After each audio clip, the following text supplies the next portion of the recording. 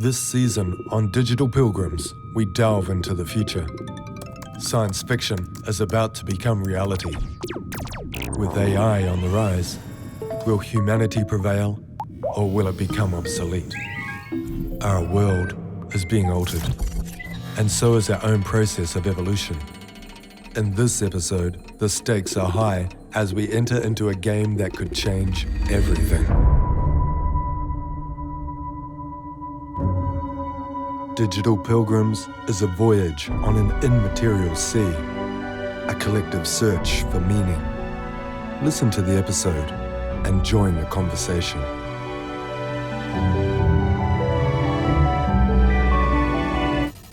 Episode 20, The Dilemma of Singularities.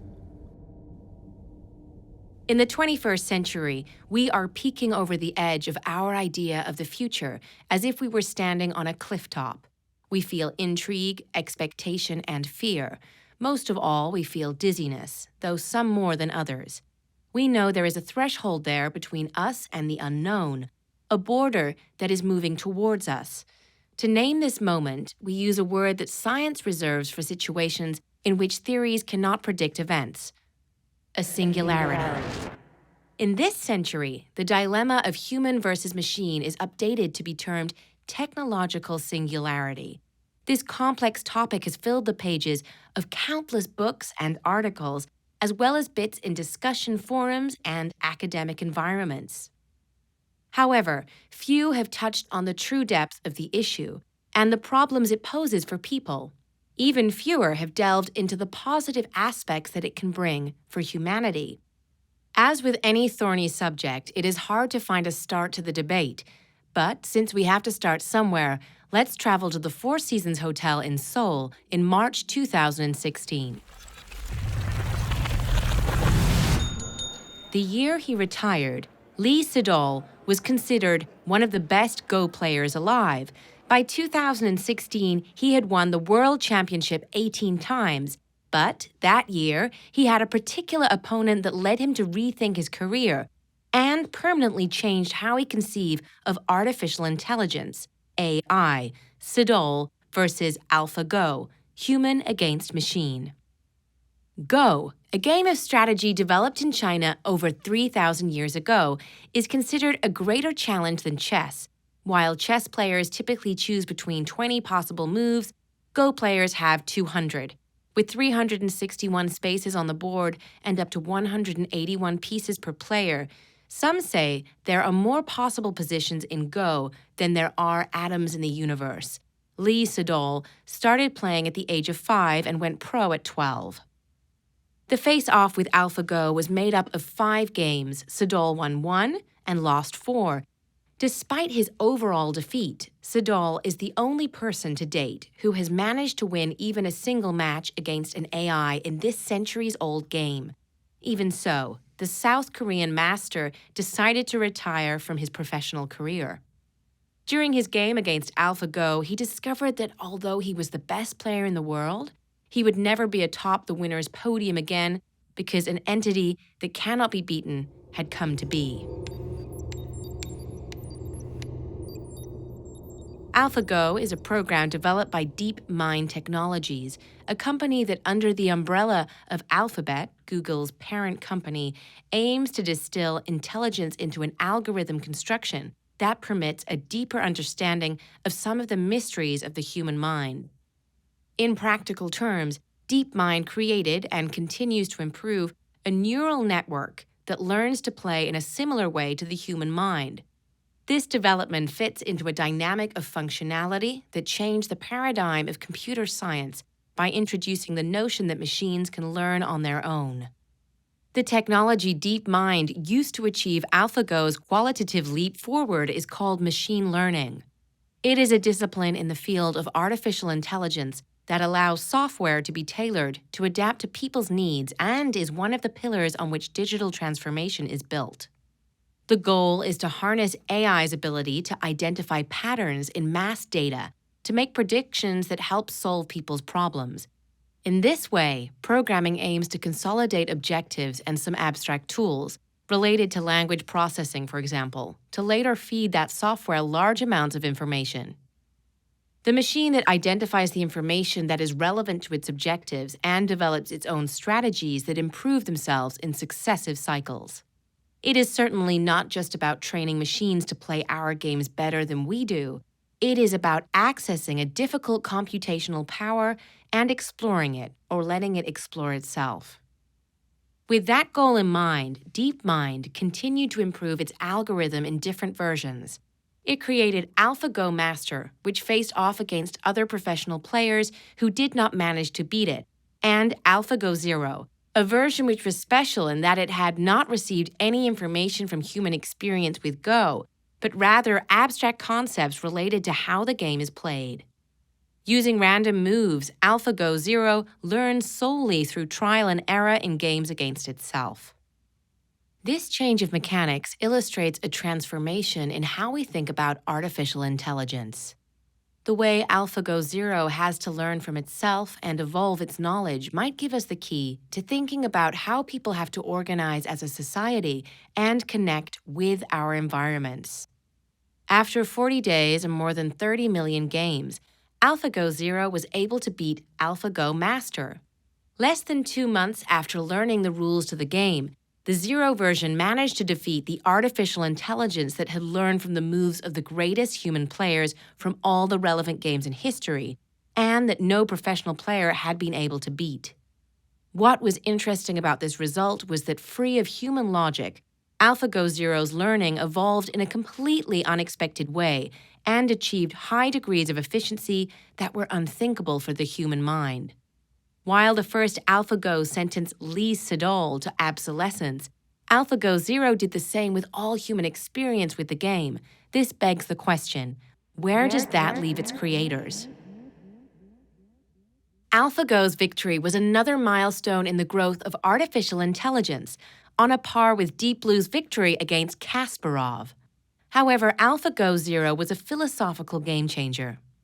We humans, in our quest to create beings in our own image, have discovered a focus that brings something larger into play. It is no longer about quantitative improvement, more operations in a smaller amount of time. We are now seeing a qualitative change, moves we had never thought of, and incomprehensible games. Maybe we have to think of intelligence differently. Maybe our humanity will also change in consequence.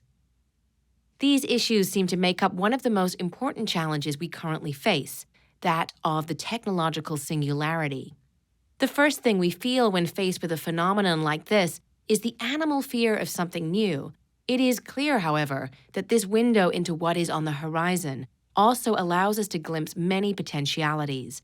We are on the cusp of an unprecedented change, and all the signs indicate it is closer than we think. The technological singularity is a vast and complex topic about which there is no absolute agreement. Generally speaking, we use this term to describe a hypothetical moment in the near future when a new self-aware and non-biological species will appear.